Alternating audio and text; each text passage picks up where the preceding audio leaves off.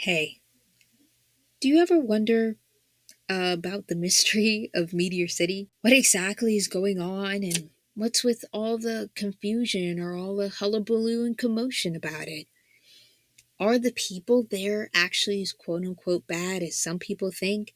Or is there more to the story? And what exactly is the possibilities of Meteor City and what could be the true meaning behind some of the things that maybe we're soon to discover about said land?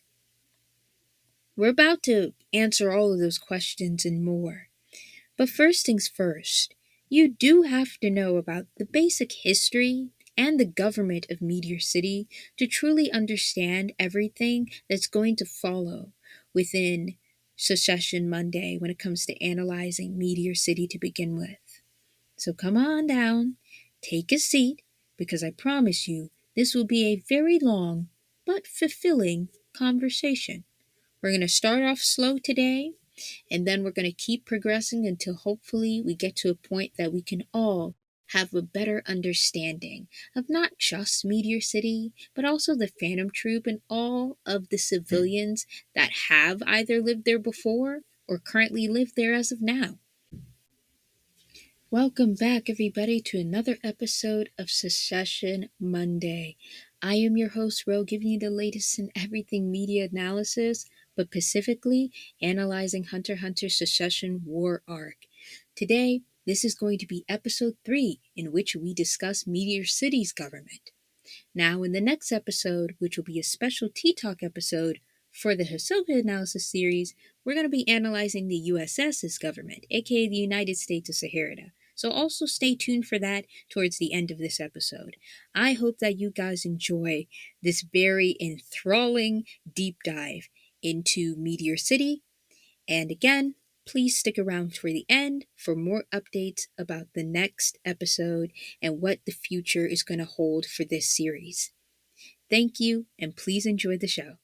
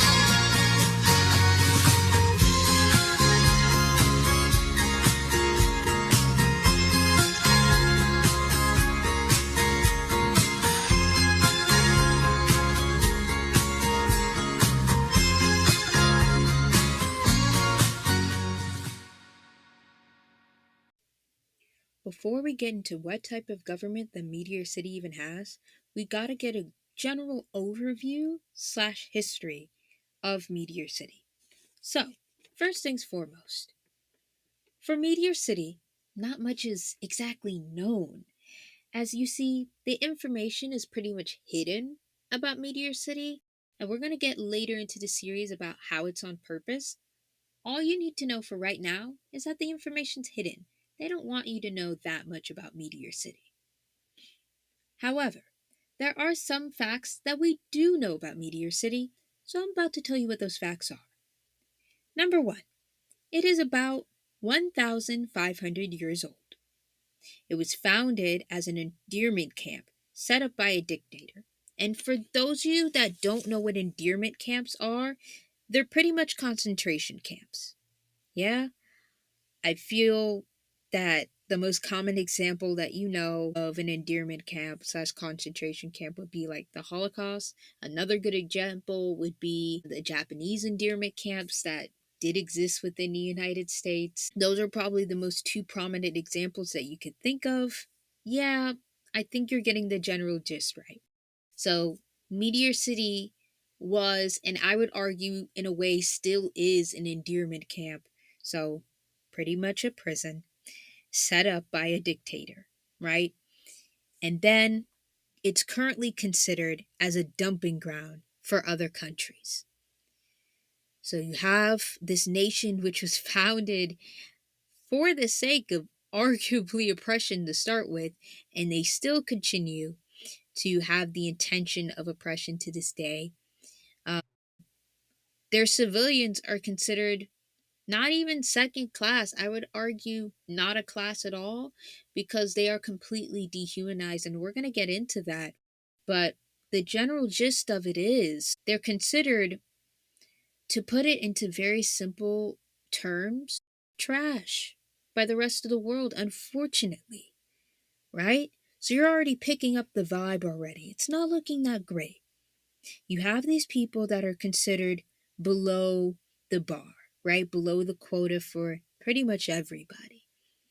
They're considered people that you don't even want to look twice at. That there's someone that could just be easily disregarded, easily dehumanized, because again, every society needs a scapegoat. Every society needs someone that they consider the bottom of the totem pole or the bottom of the pyramid, if you will. And Meteor City is unfortunately that bottom. But let's keep going, right? So we have considered a dumping ground, and then we have what's considered one of the most diverse within the world. So that's one of the few positives, right? It's like despite all of these negative aspects slash connotations, we still have it being the most diverse in the world, right? They'll accept anybody compared to everyone who has like maybe some elitist and some classist mindsets within Meteor City.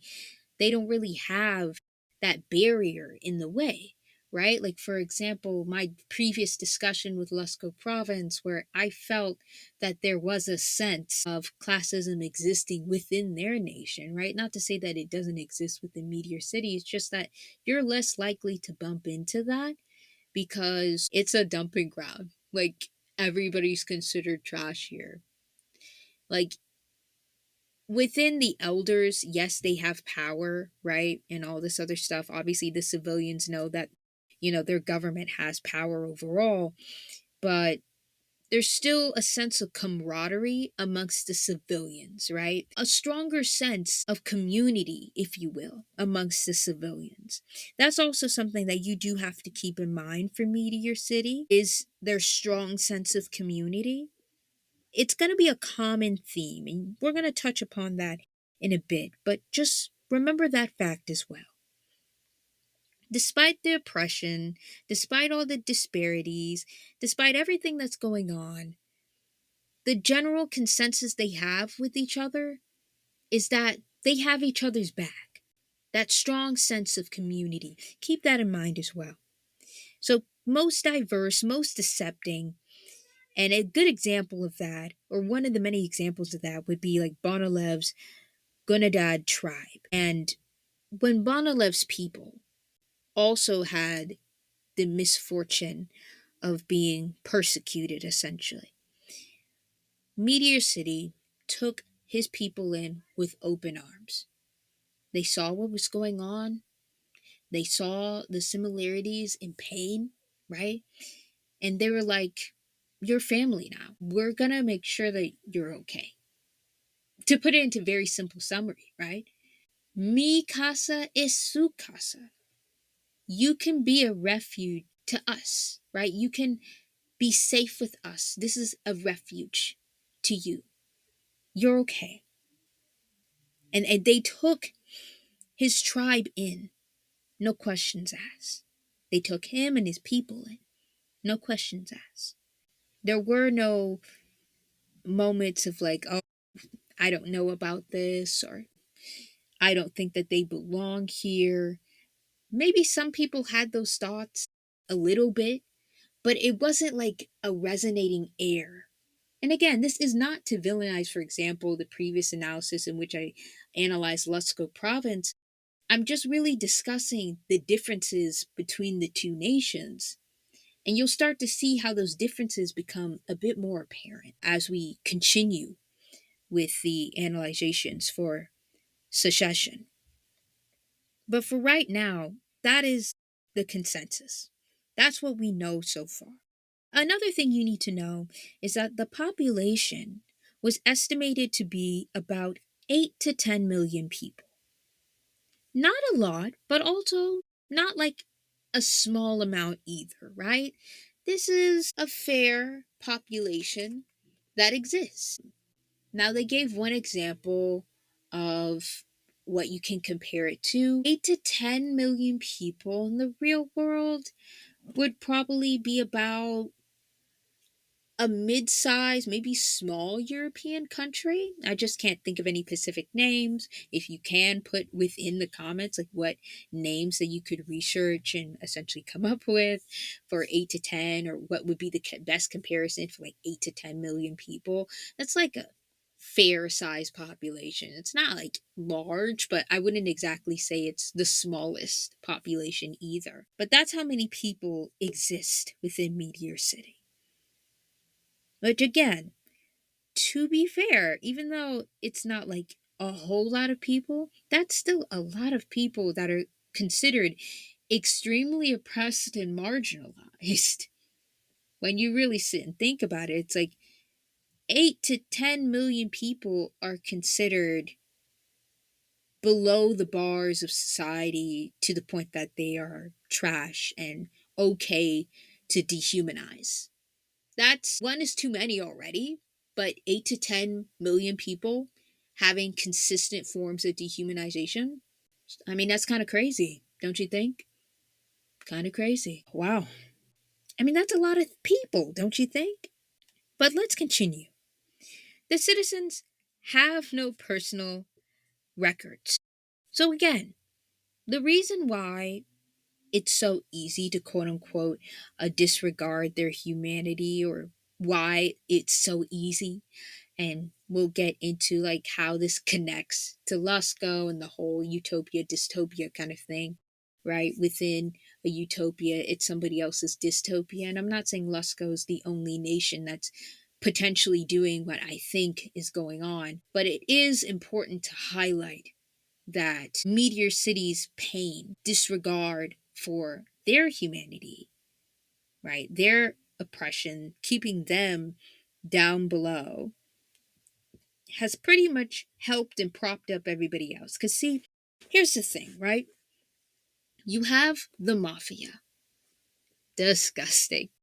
Gross. Because they're pretty much profiting off of the trafficking and the complete disregard for Meteorians, right? Meteorians are considered property, something to be sold, right?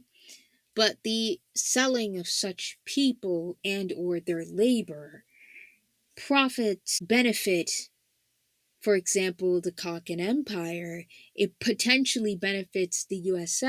It potentially benefits other parts of the world. Arguably, each and every part of the world that is more so privileged than Meteor City, they're taking a crumb of Meteor City's resources. And it might seem like they don't have any resources, but they do have resources, right?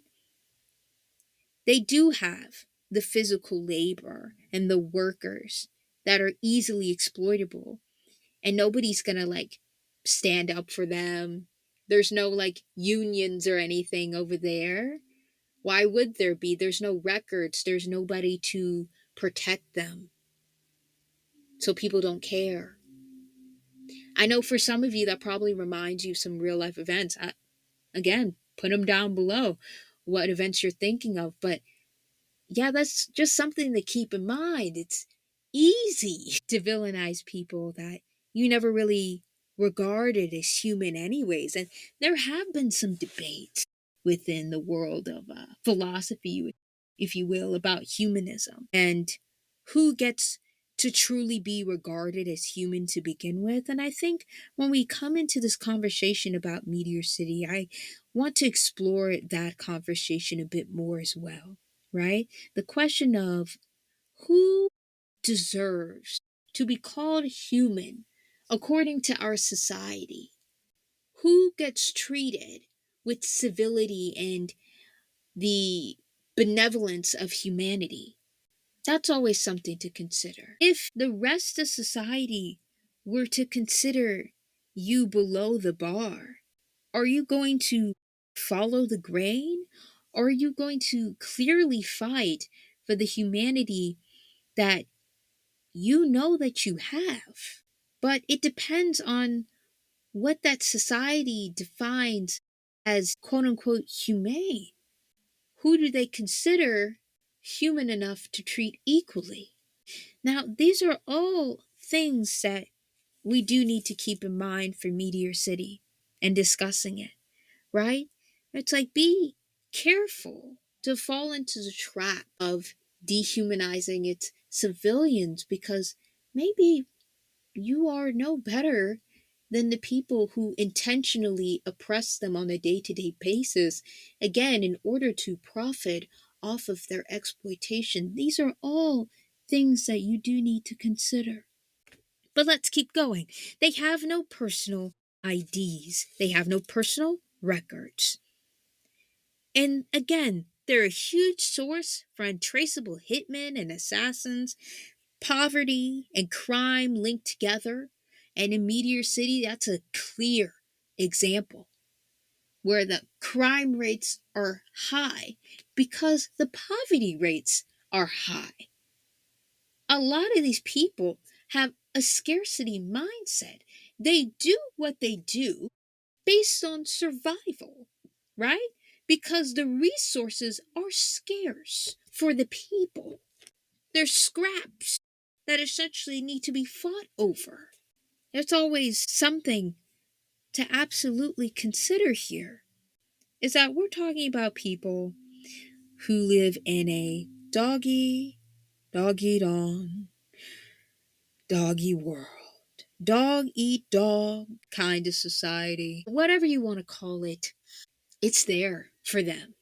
It's there for them. But there's a source of untraceable hitmen and assassins. This is the land in which, again, entering the black market might be one of the few ways that you have to essentially getting out of poverty for some people, right? There's not very many avenues towards impoverished lands. It's pretty much difficult, not impossible, but really difficult to make it out for real.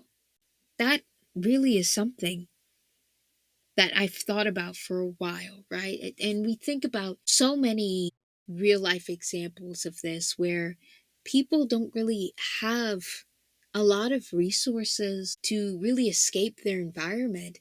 So, one of the few avenues that they choose, the few ways in order to gain wealth in a quick fashion is crime. So that's probably why you have such high avenues for being hitmen and assassins and other kinds of criminals, is because for the people that live there, there's not much else, right? It's like you could say, oh, like go to college and all this other stuff, but we know that college costs money and you first of all need an ID. You don't have an ID. You don't have an avenue truly, right? It's hard to gain an ID. I don't think people realize how hard it is to gain identification, right? But you don't even have a birth record. There's no birth certificate, there's no nothing. So normal society, quote unquote, is not going to accept you. Why would they? In all technicalities, you don't exist. Imagine you being born, and yet here comes society basically saying that you don't exist. We disregard your humanity completely. Why fight for something that essentially we don't think that you have to start with? Isn't that just sick and twisted? But that is essentially what a Meteorian wakes up to on a daily basis. Ladies and gentlemen and MBs alike, that's what they wake up to. So that's another thing, right? And then you have the last thing, of course, which is the grossest of them all. The mafia takes advantage of the fact that they have no records. And I've mentioned this before. They use this as a large reserve for human trafficking. I want you to sit and picture that. That's probably the grossest fact of them all. And we talked about before, right? How the mafia, specifically for the Khakin Empire, but honestly for all of the nations, because the Khakin Empire is not the only nation that has the mafia. Mafia is international, it's worldwide. It's a worldwide organization.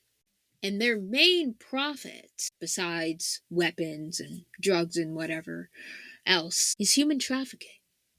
That's really where the money comes in. Again, someone else's exploitation is somebody else's profit.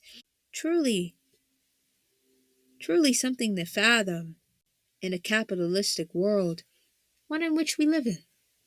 We do.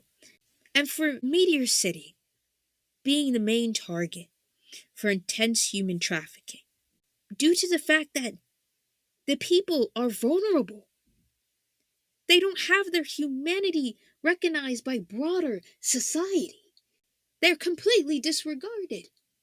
They're left behind and yet villainized. It breaks it breaks my spirit, really. It really does. It really breaks my spirit. 70% of the victims, by the way, are children under the age of 15. Now, again, the most common form of trafficking that you're probably thinking of is sex trafficking, but that's not the only one, right? We also have labor trafficking, which is arguably the more so common type, but yet it's the one that's the least talked about. I have a feeling as to why that's the case, right? Because recognizing that labor trafficking is a thing, right? And in a way, arguably, slavery not being over, essentially being a thing, it would perhaps put this whole system into collapse. It would have people recognize that, wait a minute, the things that I've regarded as, safe and sane and stable, maybe that's just not necessarily the truth. Maybe the painful truth is something that I kept avoiding because for so long, somebody else's pain is making me quote unquote comfortable. Yeah, that's really what it goes down to. I don't know, just something to consider. Something to consider. And then you have Sarasa, which adds on to the mafia. Sarasa's abduction slash murder was the immediate catalyst for the Phantom Troop. So they were a direct victim to this form of oppression. And they reacted to said oppression by creating the Phantom Troop. And of course, I'm oversimplifying it, but that was the catalyst. That was the main drive for why they created this group, so that what happened to Sarasa and what happened to so many other of their civilians, it doesn't happen again. That is the main mission. So if you see me essentially be kind of upset at Crollo, it's not because I hate his character, right? It's because I feel like you've lost the original mission. I'm looking at you and you seem lost right now, right? It's less anger and more so disappointment because I don't talk about this a lot, but I do love Crollo's character. I just don't talk about it as often, right? Because for so long, probably since I was a kid back in the day, back in the yonder, I always feared the backlash of saying that. But now looking back, I don't know why. Because his character is intriguing. His people are intriguing. And there's a lot of darker questions that I do feel like a lot of people today especially needs to ask. And with Meteor City, those questions do in fact get asked. It cannot be avoided, everyone. It just can't be. But that is the general overview for Meteor City. Now we're going to dive deep, deep, deep, deep into the history of Meteor City. So we're going to take a slight break a little bit, and then we're going to get into the history, as well as the type of government that Meteor City has. This podcast is sponsored by Scribe. With Scribe, you can get straight to the source, specialized knowledge on any topic, and it answers that you won't find anywhere else. Welcome to the world of global thinkers with Scribe. To find out more information, click on the link down below. And now, back to the show. Hello, everybody. Welcome back from the break. I hope you guys enjoyed. But now we got to get a little bit deeper, right? Because you get the overall consensus, the overview, if you will. But do you understand the history? I bet you don't, and that's okay. We're going to get into 3 important historical events for Meteor City. Let's start with the first one.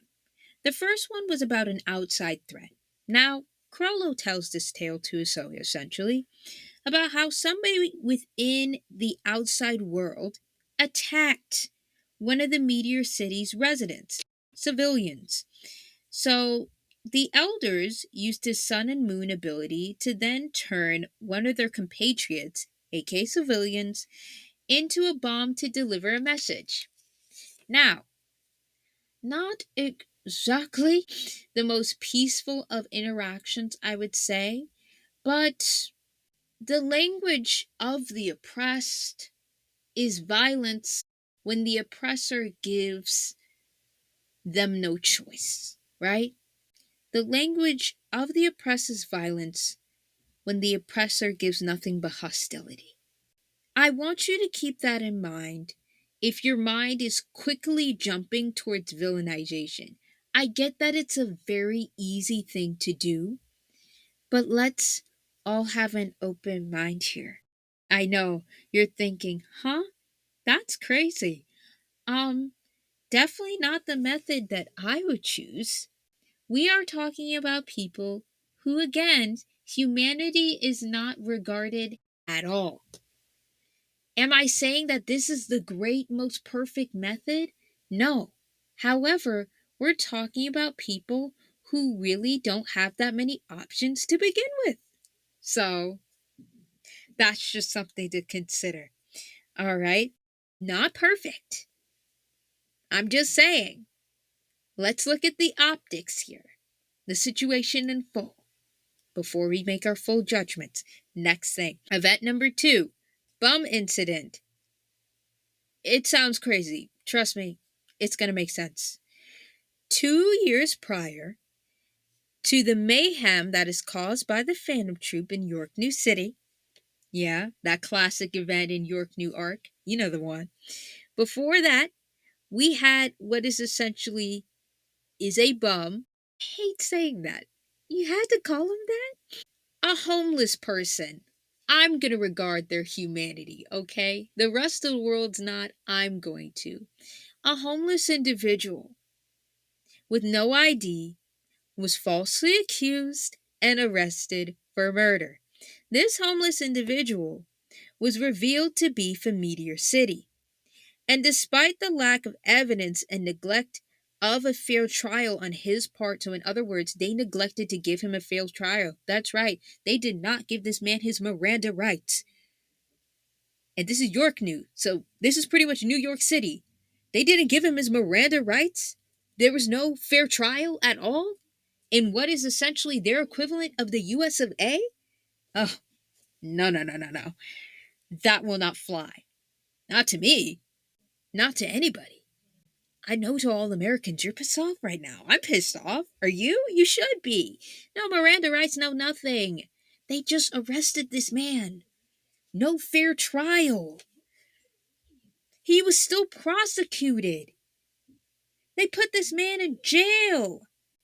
I hate the fact that he has no ID, right? That really should not be the reason that he gets this much punishment. Not to mention that, honestly, homeless people in real life, they suffer similar things, right? Where they get essentially punished for being homeless and poor. And people are probably going to be like, he was in the wrong place, wrong time. How is he supposed to know that somebody was out in the streets being a murderer? He's just trying to survive, scraps and all.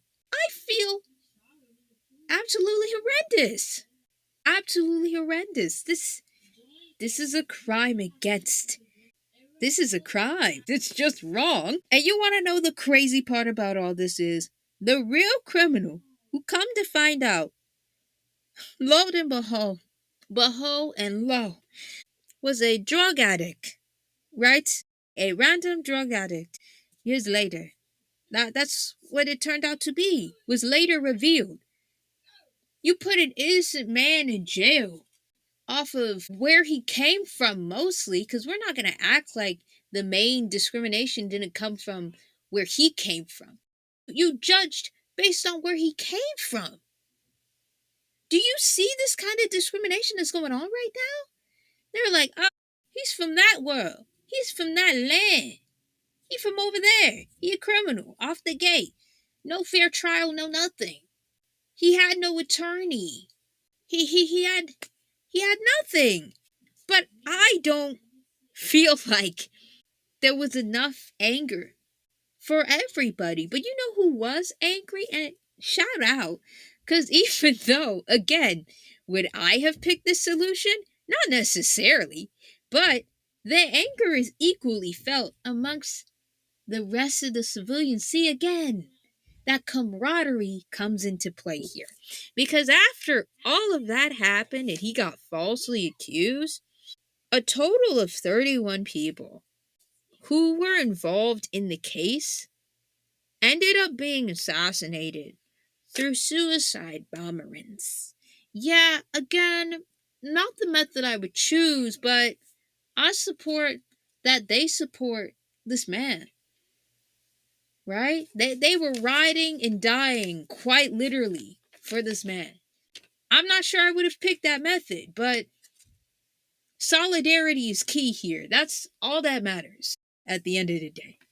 At least I think. We gotta laugh through the pain, you know?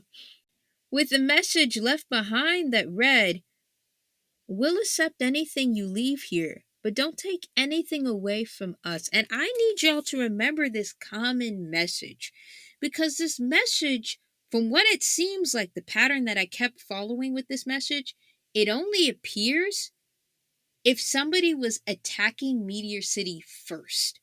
From what I can clearly see, the majority of the time this message appears, it is always when Meteor City's on the defense, not offense, defense, meaning somebody else came for them and they coming back around. Now, I need you to remember that, because the same message appeared during the end of the event that I'm about to talk about next, which is the Kurda massacre. Why would that message appear yet again when it seems surface level, if we're not going to dive any deeper into it? It's like, oh, they just seemingly attacked this nation for no reason. Yet the message that appears every time that, again, Meteor City's on the defense gets left behind again. The message, which seems like a defensive message, right? We'll accept anything you leave here, but don't take anything from us. I don't know about you, but it seems like somebody is saying, like, hey, you could do whatever. Like, I don't really care what you essentially leave here, right? Like, what is considered trash to you is a treasure to us. But once you come for us, this whole nicety, right?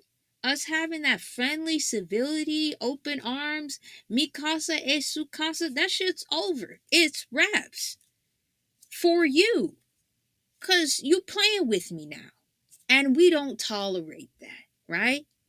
You keep stepping all over us. And we don't like that. So we're going to retaliate. We're going to rebel against, again, oppression and pain that you give us. Because we refuse to continue being stepped over. Now you gotta ask yourself, what would prompt them to say that message specifically towards Lusco province if, assumably, Lusco province did absolutely nothing wrong.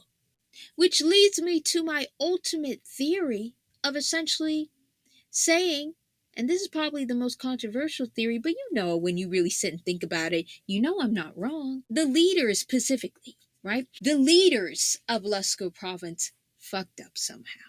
It might be connected to Sheila. I feel like it is. But I also feel like there's something bigger behind that. It's beyond even Sheila, but she is definitely a puzzle piece to it all. Where is Sheila even at? That's another question that I don't think anybody's asking. I'll ask it. Where is Sheila? I feel like she knows. She's from Meteor City, yet she traveled all the way over to Lusco. She brought this book on over to Lusco, knowing how Lusco is, and we'll talk more about it, right? How it's essentially kind of this utopian, dystopian land, if you will, right? They have all these civilians. They want these civilians to not know too much about the outside world, right? They essentially villainize the outside world, right? They're like, oh, you don't know much about the outside world, but the outside world is bad because they were messing with our civilians before. And it's like, were they really civilians? Or did y'all do something else? And now you're essentially warning everybody else on purpose. What are you hiding? Like these are the questions people have to ask. Nothing exists within a vacuum. Everything connects. Ladies, gentlemen, MBs. It's all connecting together. This isn't a coincidence. What we're about to talk about next, I'm not blaming the Lusco province civilians because at the end of the day, they were the collateral. They ended up being in a war crime type situation, right? In a war type situation. And nobody is advocating for war here. At least I don't think from what I can, recognize, but the leaders might have. The leaders might have. And we hear like Meteor City's leaders talking about like the political issues that they have. And I do feel like one of it connects back to Lusco province. Whatever happened within the boardrooms, they weren't rocking with each other. And there was their version of arguably a mini Cold War was brewing between them. But then again, this is where Kakin Empire comes in because I think they are connected to these two smaller nations going toe to toe for one another. This is something to think about. The next event, of course, is the Kurta massacre itself. This is the most controversial event. But this is also the event that ultimately I'm starting to see the puzzle pieces for what they truly are. Everybody. 5 years before the 200th exam, the Phantom Troop approached the Kurta clan supposedly for their scarlet eyes. And I say supposedly because when you really sit and think about it, it's not just about the eyes. The eyes arguably are the smaller piece of this very large equation. It is! Regardless, what happened was a tragedy. And what resulted was the massacre of all of the villagers. That, I think we can all agree, absolute tragedy. The news of this event was reported for 6 weeks after the incident. Reports of beheadings, eyes being squished for scarlet-eyed members, and then the eyes got gouged out for the scarlet-eyed members. You had adult males that had the most wounds, but again, because it was a war-type situation, it was probably because they were going toe for toe. That kind of thing. Yeah, mutilations that occurred in front of the parents, it was not a great sight to see. War is not pretty. Nobody's saying that this was justifiable. I would argue on neither end. And we'll get to the neither end in a minute because, again, I think they were prepping for something, but Lusco province civilians specifically, they had no idea what their leaders were dealing with. They had no clue. They were left uninformed. They were going toe to toe for their life, but I would argue, do they know the real reason? Of course they don't. And that information was hidden from them on purpose. And that really what makes this whole thing sick. Absolutely sickening. But mutilations were occurring in front of the parents. All this mess, all this disaster, it was happening. And then lastly, the same message that I talked about for the bum incident, it happened again. Again, the message that is clear that Meteor City was on the defense in this particular situation. We will accept anything you leave here, but don't take anything away from us. One must ask, what did the Lusco province leaders do? My dudes, what did you do to anger this nation? They're already dealing with so much, right? I'm already considering the fact that maybe you are benefiting off of their exploitation as is the rest of the world. So maybe that's one of the reasons. And that's arguably enough of a reason to be pissed off, but something tells me there's something more than that as to why they're specifically upset at your nation. But again, somehow I feel like this connects to the Kakin Empire, and that was their plan all along, as these larger empirical nations tend to do, making these small nations fight amongst each other to gather some form of profit in some kind of way, whether it be the resources in and of itself or profiting off of the weapons being used. It's a whole mess. But that's geopolitics for you. And those are the three historical events that are important for Meteor City. Now, the last thing that we need to talk about is the government itself. What type of government does Meteor City even have, right? Along with the Maggid evidence for said government. So we're going to get into that for the next portion of this podcast. And then we're going to close it out and we're going to call it a day.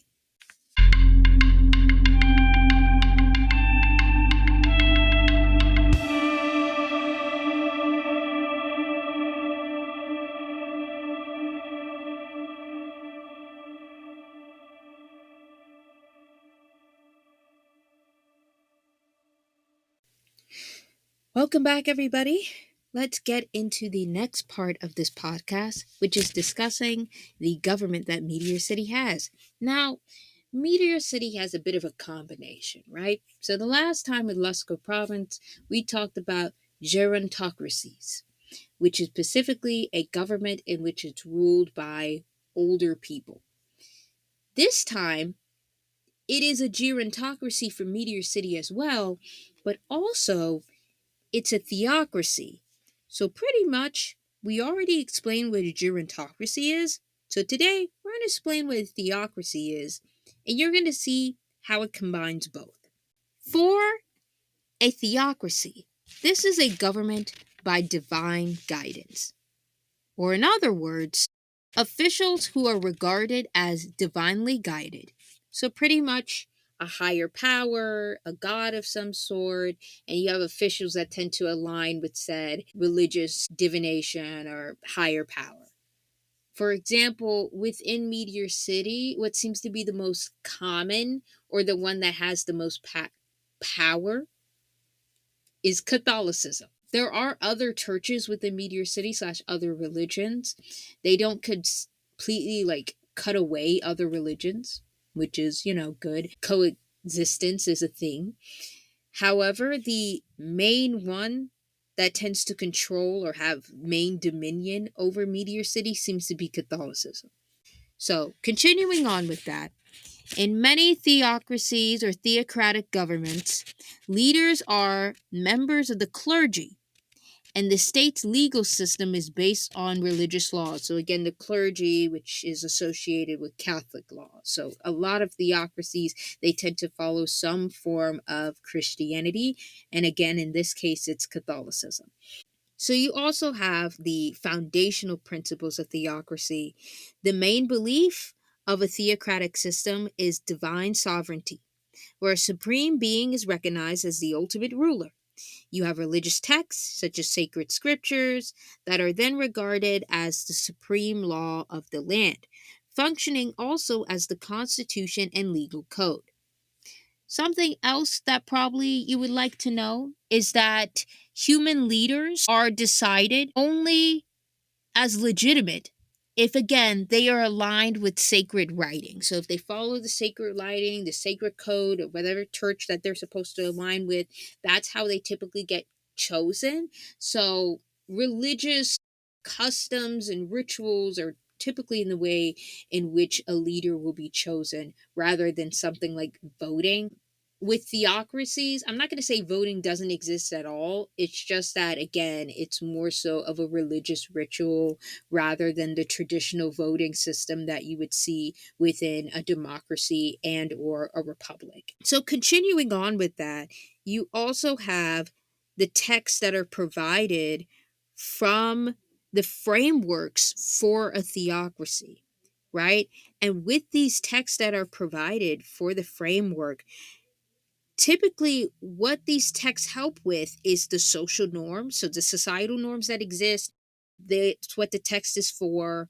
The ethical conduct is what the text is for. And then you have the administration of justice. So these specific texts are supposed to help with the framework for those kinds of structures for the nation. And yeah, everything that aligns with that. So, for example, if we're using Catholicism, which is most likely the closest example that you can have for what kind of religion tends to be the main dominion for Meteor City, then the framework is within the Bible. So, the societal norms within the Bible, ethical conduct within the Bible, administration of justice within the Bible. Of course, with Meteor City, some flexibility is seen, so there is some flexibility with it. And again, because even though it's mostly Catholicism, they do have coexistence with other beliefs and practices. So unlike with other theocracies, it's a bit more open minded, right? There's a bit more space and room for other people to coexist and align. It's just that for the main part, they tend to have their meetings, they tend to have, the major governmental stuff. We saw, for example, within the manga, we'll talk about this a bit more in a minute, but the children tend to all be within the churches. They tend to be taken care of by the nuns within the church. Everything for the most part seems to be organized by the Catholic Church. Even though there's other religions existing, the ones that have the main control are the Catholic churches within Meteor City. That's something to consider. All right. Opening the book. Let's get into the other thing, which is the structure of a theocratic government. So now that you understand pretty much the other elements for a theocracy, we're now going to get into the structure of a theocratic government. So continuing on, religious institutions and leaders are deeply integrated into the government. You have religious figures including clerics, priests, and other spiritual authorities, and they tend to hold significant political power, sometimes even the ultimate authority. Again, like I said before, even though there's other religions in existence for Meteor City, the main one that has dominion, let's all remember, Catholic. Yeah, they're the ones with the main power. These individuals may occupy governmental roles. They form the hierarchies that blend spiritual and administrative functions. They also have religious council, ecclesiastical bodies, or specialized religious courts that can constitute part of the state apparatus and are therefore responsible for both creating and interpreting the laws. How this applies, or the application of religious laws. Religious doctrine is directly influenced public policy across various domains, which includes family law, criminal law, and then commercial regulations. And then one final thing that I want to notice and mention to you is how this applies to the citizens and their rights within a theocracy. Well, last thing to notice before we get into the manga evidence, in a theocratic system, individual status is often defined by adherence to the state religion. Religious obligation frequently functions as a civic duty, where conformity to the dominant faith and its laws can be a prerequisite for full citizenship or social standing. See, with personal freedom, civil liberties, and an individual rights are all framed within the religious doctrine and law. All citizens are therefore expected to abide by religious laws regardless of personal beliefs, and participation in governmental decisions may be limited by prevailing religious authority. So again, the church rules over all is essentially what it's saying. So the citizens pretty much have to follow what the church tends to say and align with. Think Italy or any other European country that mostly follows like the Catholic Church, right? They tend to look towards them as a guide. And with Italy, it's obviously different, but like back in the day, if you read history, then you know that back in the day, Italy was mainly ruled by the Catholic Church before it changed into more of a democracy kind of thing. But before it had that, it had the Catholic Church that mainly ruled over, right? Most of the laws were made and applied by the Catholic Church. They tend to follow what the Catholic Church says, and they were the main guide, and then everybody else followed suit. That's kind of how a theocracy works. I would say middle age Italy, but honestly it could expand. Renaissance era Italy, Italy back in the day, to put into simple summary, is one example. But again, that's a good picture of what Meteor City's government is like. It is a theocratic gerontocracy, which is mainly ruled by the church and by old people at the same time. So there's that for you. Now you have the manga evidence of a theocratic gerontocracy. So how does this apply within the story? The first indication or hint of their theocratic gerontocracy is when Fink states, "Now, the old fogies are arguing about whether to expand the retaliation to the real Ant Queen. I've had enough of those idiots. They sit around at a table prodding on about things that they can't even do." Right? This is an indication of recognizing the government in and of itself when it comes to Meteor City, right? So we recognize who those leaders are. Old fogies implies that we are mostly talking about elders ruling over their land. That is the first indication that this is a gerontocracy that we're dealing with, similar to the evidence that we have established when we talked about Lusco Province and talking about Lusco Province's elders ruling over.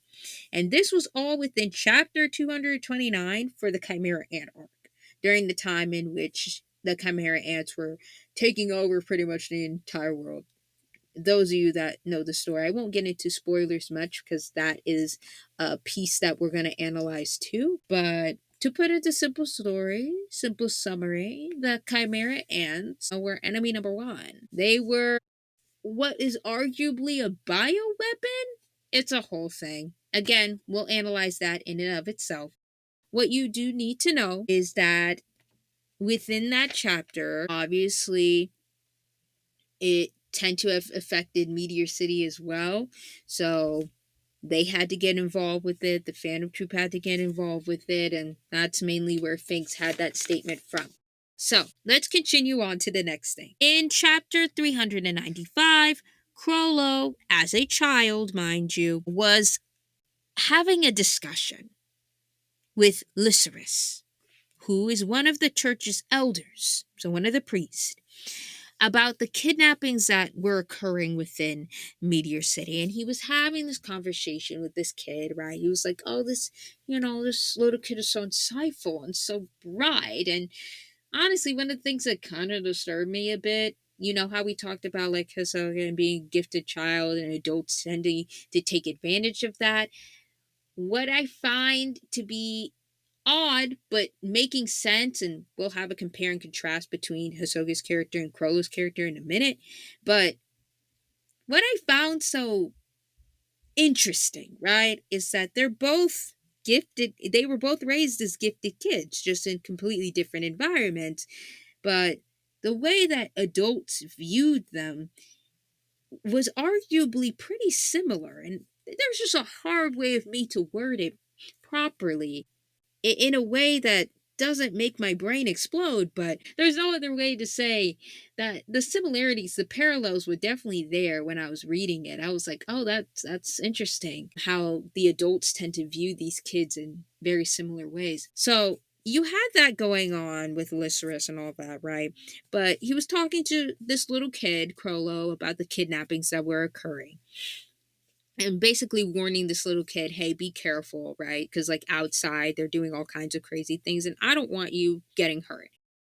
Aside from the weirder implications, a little bit, it's mostly a normal warning that an adult would give to a child, like, hey, be careful outside, bad things are happening, you know how the world is. So that was going on, and then they were all within a building. Right on top of that, the building that they were in, or the building that we were introduced to within chapter 395, was a Catholic church building, or what seemed to be a Catholic church building, right?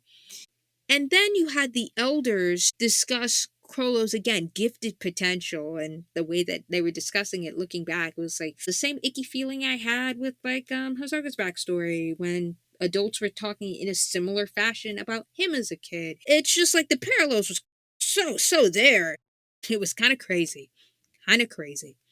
But we'll talk about that way later. Keep that in mind too. Write that down. That's important for later.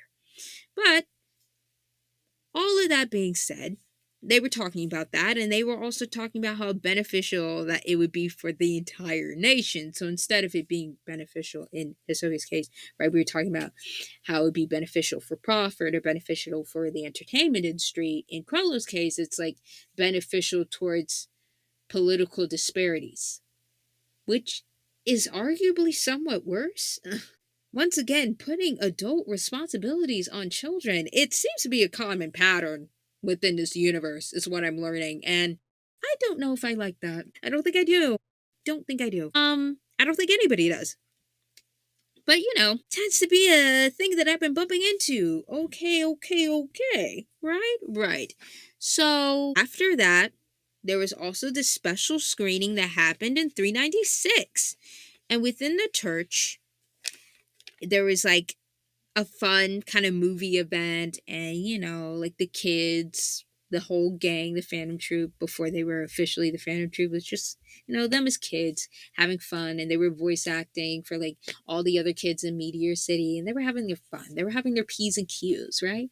Adorable. It's like clearly Crollo has a passion for like the performing arts, which again, the similarities between like him and Hisoka's like that, I'm finding it's like, oh wow, yeah, they were in a way kind of meant to meet each other in a weird way. Like them meeting each other, it was written in stars. It was kind of always meant to be in a weird way. You have one kid that, you know, dreams of being within this particular field, but due to the circumstances of the environment he was born in, that might not have ever happened. And then you have this other kid who was, quote unquote, arguably born in the right place, maybe not the right particular time, if you want to debate that. But you have this other kid who's Hosoka, mind you, he was born into the right place, but he tend to have saw the more so darker underbelly, or rather the reality of what it's actually like to be a child entertainer. And it's not the glitz and glamour that maybe again on Crollo's end, where you see the TV screen, right? It's like, oh my goodness, it's like imagine having all of that. Which I've said, funny enough, for the beginning of Hisoka. It's like, and now that he's kind of in it at a young age, for again, Hisoka's end, being within it in a young age and then seeing the behind the scenes, it's like, it's just not as bright anymore. Kind of seeing the differences between that, but also the similarities between that. It's like, it's great. It's great. But all of that aside, you have the special screening within the church, and then you have Pakinoda, which states to Crollo, specifically in 396, I know you bring flowers to the church every day for the graves. And again, this shows a small indication that the church tends to take care of the majority of things within the city. They're the ones that pretty much rule over Meteor City. So that is For the most part, the majority of the small indications of the type of government we're in, like I said, it's just talking about the government for Meteor City. All the other topics that we will discuss, we'll do in due time, right? We're going to take our time with it.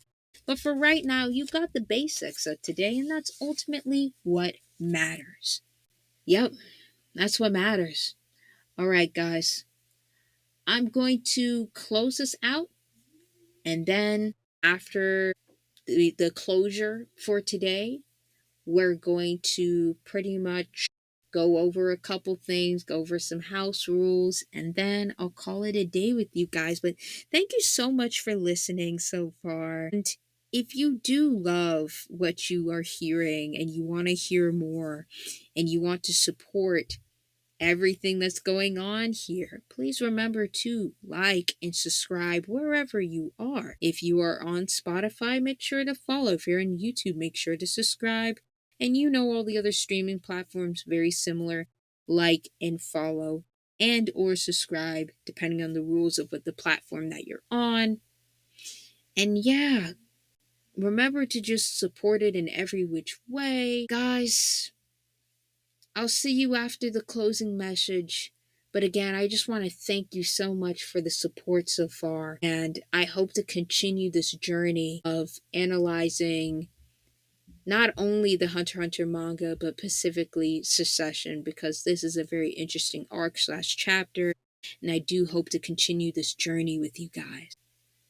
Hello, everybody. Thank you so much for listening to today's podcast episode, which was all about Meteor City. The next episodes that we will be going over will be for the Hisoka analysis, and we're still doing the education series.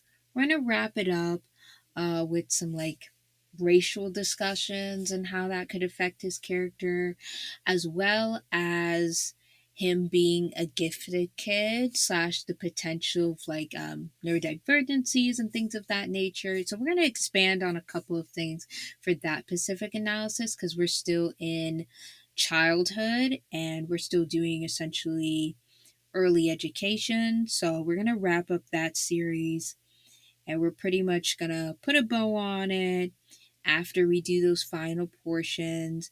And then we're going to move on to the next portion and what might be the final portion for Hisoka's analysis for early education, not early education, for him being a child. So, pretty much childhood in general is the mental health section, which I always love to do a mental health analysis, a psychological analysis, if you will, for all of my characters. With him, it's a bit different because we're starting off with a childhood mental health analysis, which I don't think I've done really for any other character yet. I feel like for the other characters, I've done maybe a little bit, but for the most part, I focused on them as adults. But for him, it's I want to start from the roots.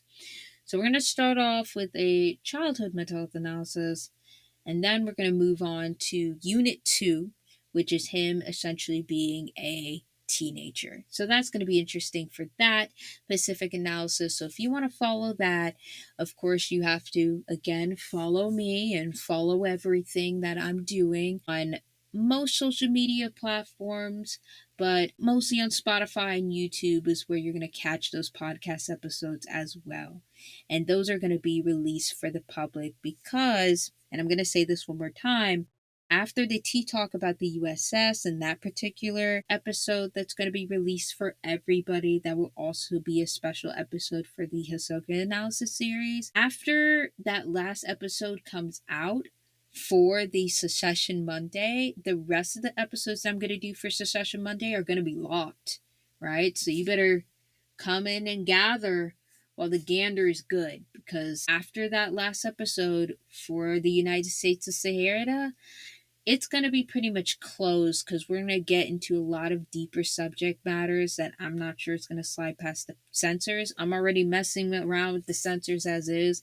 So anything else that I talk about for Secession, yeah, it's definitely going to be more so of a locked conversation. So you have to be a member for that.